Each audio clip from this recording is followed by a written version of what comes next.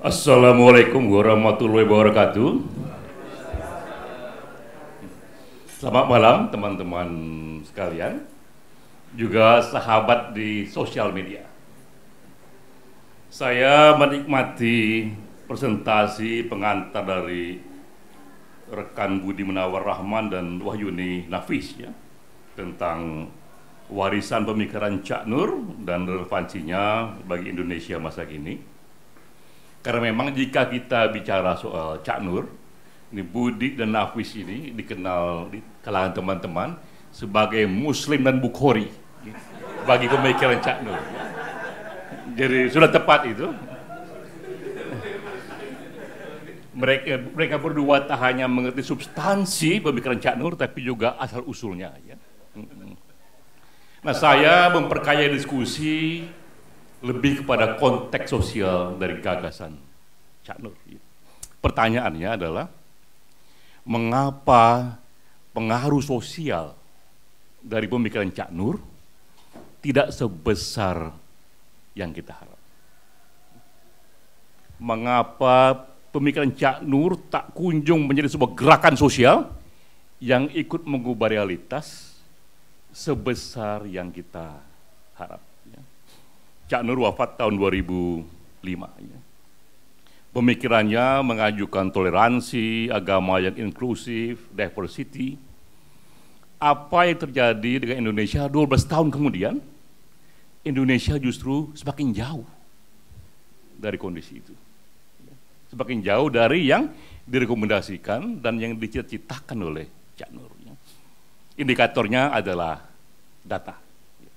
Jadi riset dari Pew Research Center tahun 2015 misalnya, dia meriset di seluruh dunia, negara-negara yang ada, Indonesia dimasukkan dalam 7 negara terburuk dalam toleransi. Dia melihat pada government policy, makin banyak perda-perda di daerah yang kurang toleran ya, dan juga pada social hostility, yaitu permusuhan yang tumbuh di masyarakat. Nah, itu pertanyaannya. Dari segi pemikiran ini sangat relevan, pemikiran yang inklusif, yang moderat, yang kita butuh, tapi mengapa kok pengaruhnya tak sebesar yang kita harapnya? Banyak jawabannya, dari saya adalah marketing. Ya. Problem pada marketing pemikiran Cak Nur. Bukan pada gagasannya, tapi memarketingkan gagasannya. Ya. Tadi saya agak risih nih, kok tiba-tiba pemikiran agama bicara marketing. Ya. Namun kalau kita lihat yang terjadi di Amerika, sudah banyak riset mengenai ini. Ya. Mengenai marketing bagi agama. Ya. Satu buku yang tadi saya lihat secara cepat itu, ini dikarang oleh James Twitchell tahun 2005, judulnya Branded Nation, The Marketing of Mega Church. Jadi bagaimana di Amerika ini gereja-gereja itu pun sudah dimarketingkan. Mega Church ini adalah gereja yang besar di Amerika yang setiap minggunya itu dihadiri minimal 2.000 orang.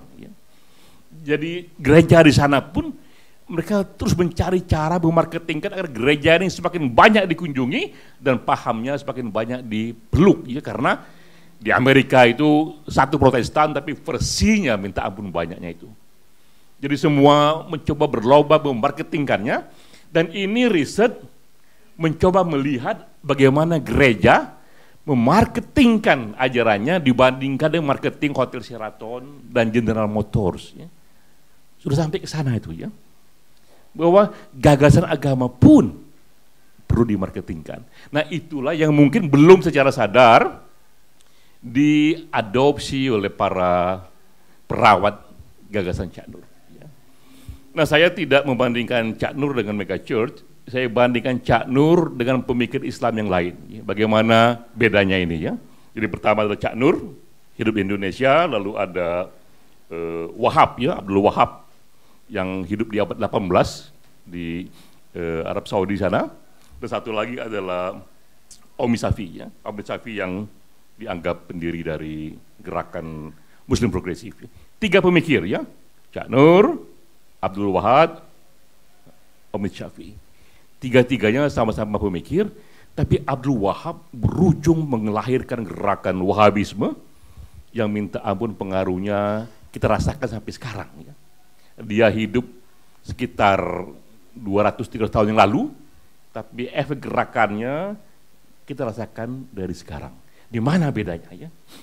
Mengapa pada pemikir Abdul Wahab dan Omid Safi ikut melahirkan gerakan pemikiran yang efek sosial besar, pada Cak Nur baru embrionya, tapi belum sebesar itu. Jawab tadi adalah marketing. Salah satu adalah motor yang memarketingkan ide itu. Ya. Pada Wahabisme, dia berjumpa dengan Raja Saud. Inilah motor yang kemudian menjadi patron menggerakkan gagasan ini. Ya. Secara politik diproteksi dan secara marketing ini dibiayai, dihitung oleh agensi IA, sudah habis sekitar 10 billion US dollar. Kira-kira 120 triliun dana dihabiskan untuk memarketingkan Wahabisme ke seluruh dunia. Akibatnya lahirlah begitu banyak dai-dai, masjid-masjid, buku-buku yang menjadi marketing tools bagi melebarnya Wahabisme. Secara gagasan ya, koherensi dan relevansi gagasan Cak Nur tak kalah, tapi secara marketing Wahabisme ini ditopang oleh dana yang begitu besar dan ditopang oleh potensi politik yang jaringannya lebih luas. Akibatnya efeknya pada gerakan sosial. Ya. Hal yang sama pada gerakan yang awalnya dimotor oleh Omid Safi ini, dia pun berjumpa pada motor yang tepat. Di sini namanya adalah Annie Zonneveld. Ya. Dialah yang kemudian merumuskan menjadi Muslim for Progressive Values di Amerika. Ya. Tapi beda dengan Saud, nih Annie Zonneveld ini seorang penyanyi, seorang penulis lagu, tapi ternyata dia pun bisa membuat satu gerakan sosial karena menggunakan marketing tools yang sesuai. Ya. Jadi kita lihat ternyata penyebabnya bukan haruslah dia seorang raja dan punya dana yang besar, tapi dia gunakan marketing tools yang sesuai. Ya. Sehingga gerakan dari Progresif Muslim ini, dia baru lahir tahun 2007, 2 tahun setelah Cak Nur meninggal, tapi gerakannya sudah meluas ke Amerika dan Kanada, dan sekarang mereka punya 6 masjid ya, yang menyebar di aneka daerah itu. Nah, jadi problem pada Cak Nur sekarang ini memang jika kita concern tidak hanya pada kecanggihan gagasan, tapi pada efeknya bagi Indonesia. Jika memang negara kebangsaan itu ujungnya, maka efek sosial itu menjadi penting, marketing itu menjadi penting. Nah sekarang pertanyaannya, kira-kira apa yang mesti dibuat agar marketing tools bagi branding Nuklis Majid ini makin bagus. Nah saya bikinkan 2 hal saja sebagai infrastrukturnya. Ya. Jadi pertama ini, para perawat pemikiran Cak Nur sudah harus berpikir mengenai platform sosial dari Nurkolis Majid. Yaitu merumuskan begitu kayanya pemikiran Cak Nur cukup dalam satu platform yang sederhana. Sehingga kita mengerti bagaimana Cak Nur ini ide-idenya merespon isu sosial yang strategis. Contoh yang paling simpel adalah platform yang dibuat oleh Muslim for Progressive Values. Dia rumuskan 10 saja, inilah 10 nilai Muslim Progressive Values. Siapapun yang sepakat dengan 10 ini, maka kita bergerak bersama. Ya. Salah satunya itu misalnya, itu mengenai gender equality. Ya. Tapi gender equality di kalangan Muslim progresif jauh lebih liberal, bahkan dari gerakan feminis di Amerika sekalipun.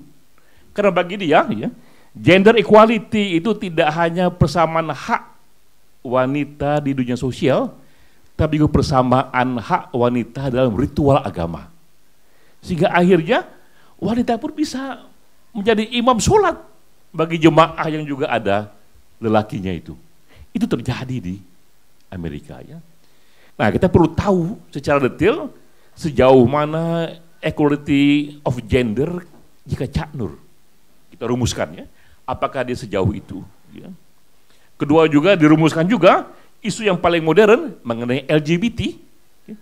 Bagi mereka ini ada equality of rights for LGBT, bahwa LGBT pun diberikan hak-hak sebagaimana yang lain, bahkan untuk menikah. Ya. Mereka sediakan masjid itu untuk menikahkannya. Nah, kita tidak tahu bagaimana Cak Nur soal LGBT ini ya. Apakah pernah ada tulisan soal itu? Saya kira begitu, karena ini isu baru, mungkin ini satu-satunya topik yang tidak pernah secara detail dirumuskan Gus Dur oleh Cak Nur ya. Tapi itu perlu dirumuskan ya, bagaimana sesungguhnya jika Cak Nur mau dimarketingkan, maka yang pertama kita pikir adalah produknya dulu, apa platformnya, 10 saja. Ya. Inilah platform Cak Nur dalam rangka merespon isu-isu sosial. Ya.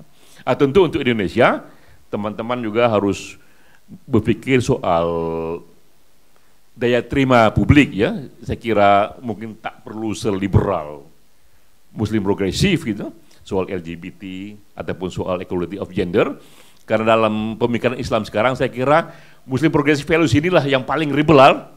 Nah, Cak Nur mungkin karena untuk Indonesia terutama dia harus lebih ke tengah ya. Namun pertama itu harus dirumuskan ya, apa itu platform Cak Nur. Nah, kedua yang juga harus dimiliki untuk gerakan awal adalah Cak Nur pun juga harus punya tempat untuk siar pemikirannya. Ya. Karena ini pemikiran tak hanya pemikiran filosofis, tapi juga pemikiran agama, maka siar itu adalah masjid. Ya, Cak Nur harus punya juga masjid itu. Tempat di mana segala pemikiran diolah dan disebarkan. Ya. Wahabisme punya banyak masjid, Muslim progresif punya banyak masjid, Cak Nur pun minimal punya satu masjid di Jakarta, ya. Apalagi nanti kalau pelan-pelan dia melebar satu provinsi, satu masjid, di mana di sanalah disemai pemikiran Cak Nur. Ya. Jadi kalau kita bicara sisi marketing, maka sisi inilah yang belum dirumuskan oleh para perawat Cak Nur. Ya.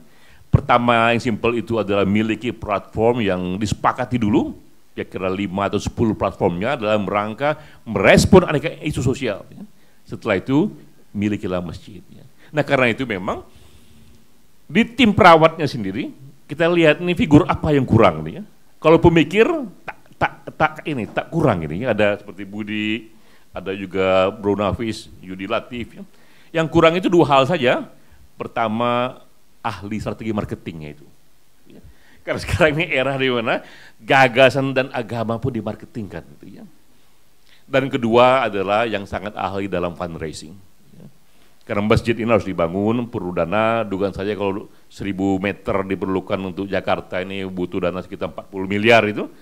Nah, bisa nggak itu dikumpulkan itu? Karena tanpa masjid kurang kokoh gerakan teologis keagamaan pemikiran ini untuk digulirkan. Ya. Jadi itu kira-kira ininya dari saya tambahannya bahwa kita concern dengan Cak Nur tidak hanya keindahan dan koherensi dari pemikirannya, tapi yang jauh lebih kuat dari itu yang saya kira juga Cak Nur yang utamakan adalah pemikiran itu punya efek pada kehidupan sosial di Indonesia, dan efek itu tak lagi pada pikirannya, tapi pada marketing para perawatnya. Ya. Wassalamualaikum warahmatullahi wabarakatuh.